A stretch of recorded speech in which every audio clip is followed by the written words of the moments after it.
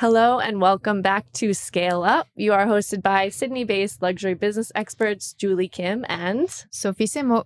Hi, everyone. The season 2 of Scale Up is a guest-only season, and we bring industry experts and leaders talking about their insights, experience, whether it's within luxury or beyond, and come here to share.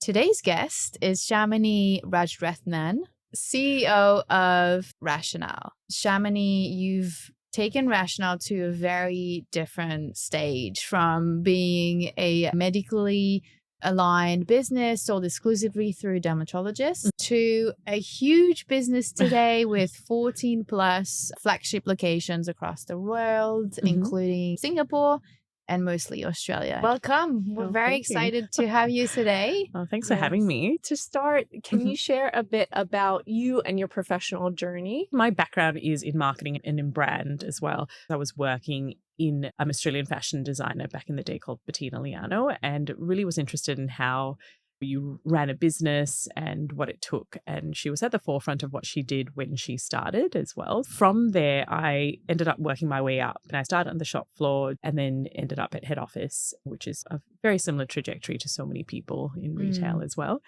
And there I led growing her digital business, which was non-existent at that time. And then from there, an opportunity arose at RATIONALE. I joined them in 2011 as the marketing and digital coordinator, and they were at the cusp of really growing their business and trying to open up what they were doing as well. And so I was brought on with my digital marketing background to really help go a little bit more directly to the consumer. The business was 7 people when I started. It's now just over 170 people. I really believed in the vision of what Richard Parker, our founder, was trying to achieve. I really enjoyed and loved the team I was working with. When you're a slightly smaller team, you really feel for one another and you really want to make each other's dreams come true. Besides having a bit of the technical experience to do so and the passion to move it forward, I was able to try a lot of different parts of the business as well. And I think that's really put me in a good stead for the role that I have now, because I understand quite deeply not just the marketing and the sales side. I had retailing background as well. But I really understood the research and development side, the production side, the sort of the life cycle of functions of exactly business, of what we needed for our business very particularly. I think that's really the culmination of my role today. Can you share an example of any time where listening to your customers has shaped the way that you approached your business? I really think to build an enduring business, there's a very subtle moment of how much do you listen and ask your community and how much do you give them what they deserve and instead of what they demand, right? So it's such a fine line. 2-3 weeks ago, we got a feedback from a client who'd been with us for over 11 years or 12 years. I spent 45 minutes on the phone with her where she told me the history and the genesis of how she started with the brand, what she really loved, why she couldn't leave the brand, but what was really causing her to be frustrated with us as well. From that perspective, it was so easy for me to be able to go, these are all of the things we're actually doing at the moment. I was able to validate some of the things that we were working on around the client experience. How do we give value back to the clients? You guys know more than anybody else with your background in luxury that this is not about discounts. It's not about the race to the bottom. For that very particular moment, it was the shift back to our client experience that we really have been focused on in the last 12 months. And it has come from us really connecting with our client. We're talking about leadership and management, and it's all about balance. What does balance mean to you in the way you lead at RATIONALE? For me, the balance or the bigger part that I focus on is there has to be a balance between the predictable and the discipline of we need to be doing certain strategies and this is what we need to do or the goals that we have. But there also has to be a little bit of balance around these big, audacious goals that we're going after as well. I believe they do need areas of the business that are agitated, and that's my role to really agitate or not even be unreasonable, but expect something that's quite different from the norm as well. It's a balance of you're doing 80% of this most of the time, but there's 20% of the time that you're trying to achieve something quite incredible or quite big. We want to continue running this business, but we want to take in our manufacturing in-house. And that's a huge undertaking to build and to do. But like, that's the one thing that, you know, you're pushing for. And it's also understanding, do you have the strength and the resilience to do this as a team that maybe doesn't have the experience to do it, but how do we build in the expertise? How do we stretch ourselves? This is the problem. This is the roadblock. How do we get around it? And it's usually something quite big that gets you through it. You can't get over it. You can't get under it. You just got to go through it. Totally. No escape. I do think people want that creativity. I do think people Totally. want to be able to go, oh gosh, finally, this massive challenge, as annoying as it is actually quite interesting. I like that because some people, every time you hear balance, will be like, oh, work-life balance. And I love that you gave us a totally different answer, touching on the strategy straight away. I like that. Don't know, my team love it so much, but that's all right. It's not about them. They're dealing with the balance, right? Exactly. But the whole notion of balance is just, it's lost on me with the work-life balance because, again, it's got to be on opposite ends for something to physically be balanced on a scale, right? And things being exactly on the opposite ends is very, very hard, whether it's life and work. I think it's more, you have to prioritize different things at different times of the year, the week, the months, or whatever it is. Of course, on Scale Up, we have to talk about scaling a business. Yeah.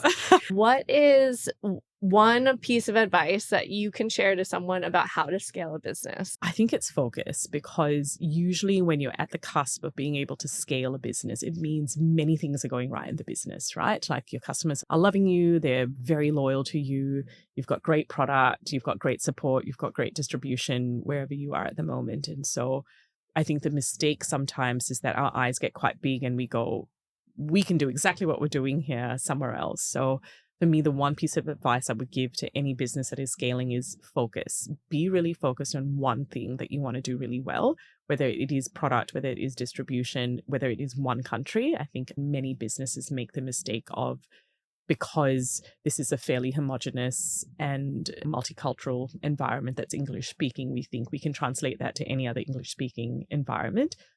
You can't. Every country is so nuanced as well.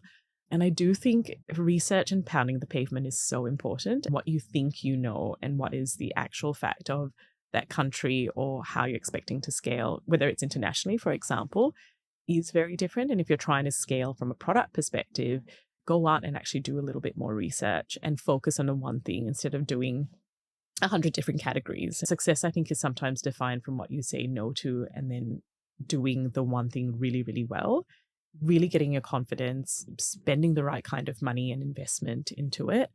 I think what I have learned is to be really focused, do the research, and don't be afraid to pull back. Like, don't be afraid to go, hey, we need to go back to the start and build the foundations again to start again. And don't have an ego, I guess, is the other thing. Yeah, I love that. There we go. If you have an ego and you go, hey, I'm in this country and I can't pull back, you end up in this sunken cost sort of fallacy of, I've already put the money in, I just got to keep going. And it's knowing when to quit, but restarting yourself, because quitting has such a bad connotation to it. But there's a level of, let's embrace it and we can do this quite well if we quit at the right time. Yeah. And then we can restart before it's too far and it's too far gone. What is the next frontier for the business? Particularly in the beauty industry. It's so fast paced. There's a new brand every couple of seconds, really. And so it's a very, very crowded market. For RATIONALE, for me, it is about going back to the basics. It's going back to what made us really special, what has made us endure 30 years of being in the industry with all of this competition coming in. That is going back to telling our story and communicating really well around our innovation, our science, our research. We've done that from day dot. That's been the cornerstone of everything we've done, but we probably haven't communicated that as well as we should. We've brought in the manufacturing into our business, and it was a huge undertaking. It's not the commercial decision to do so, but it's the right thing for our client and for the experience. And we haven't really told that story really well, because we want people to understand we care so much about from conception to getting it into your hands for you to use it. We've now taken this huge undertaking to control the whole process as well. So for me, it's going back to the basics of giving the client exactly what they need, providing them with this unreasonable expectation of experience, as well as continuing to pursue and not get distracted by the fancy new ingredients or the fancy new technology. A lot of businesses and brands can relate to the back to basics approach with the fast pace of constant innovations, massive globalization, a lot of brands got lost in the way. Yeah, And even the absolutely. biggest ones are also pulling back on what's our basics, especially in retail, the KPIs on the floor and things like that. And we tend to overcomplicate things, Totally. right? We get a little bit of insights and we get a bit of data and we're like, let's go so into it that you get overwhelmed with the amount of data and insights, and then you oversubscribe metrics sometimes on the retail floor, which I think is what we have done from my experience in the last sort of 2 years. And for me, I actually stripped a lot of that back to go, these are the two things we want to measure on. And it's almost taking away so much of these metrics for our therapists in the space. Like, they're there and their main ambition is to provide the best experience and to provide duty of care to their clients. But when you oversubscribe somebody who is about taking care of you, they can't do their job very well because they're worried about 10 targets to hit in the day. 10 targets. But you take that all away and you go, do what you do really well. Let us take care of all of this. And suddenly the metrics will come. So what are the lead measures that we can say that you do? And the one thing I did earlier this year was I spoke to all the retail teams and I said, I want you to do one thing really unreasonable for your client at any moment that you have. I read this book that was really interesting and it really inspired me. It was called Unreasonable Hospitality. It's the small things. And I don't want it to be things that we've told you to do. I want it to be things that you, in your interface with your client, want to be doing. One was like, I walked the client out to the car with the umbrella that we had. I said, that's what I want you to do. Yeah. You don't need to be doing these huge gestures, but these are the small things that somebody is going to tell their friend about and their parent or their partner about. For us, it's not about quantity of people coming through the door. We actually have the time to spend with the client. How do you use that as an advantage of, I know you, I know why you're coming in to see us. I know you've got a daughter who's getting married, you're going through menopause and you're selling your house. So where can we help you and what can we do? And I think those moments you can't manufacture. You can't put into a protocol or a process. No. And so that's what I'm trying to maybe undo a little bit in the business. Yeah. Beauty therapists are more than beauty therapists. They become your therapist during that hour and a half. Exactly. You have this amazing career and role at Rational as the CEO. You're also a mother of 3. Yes. Married to a very busy man, Ethan, co-founder of July. Yeah. How do you do it all? I don't do it all. And I don't know if I'm thriving by any means. Ethan and I have a partnership in terms of how we raise the kids and what we're doing and what's important to us from a family value perspective. Work for the both of us is really important and really engaging. And so we try our best to make it work, of course. We understand there's certain levels of flexibilities. We prioritize different things. So when he's really busy and has to travel a lot, I know I'm going to say no to certain engagements outside of work. But if he knows I've got to come up to Sydney for the day or this or that, like, he'll change some of his days so it will work. We also have a really good care and support system. We have his family that live really nearby to us. We essentially moved to be near them so we can be like, smart. How much more convenient can we Very make this? And thank you so much. We're indebted to you for life for helping us.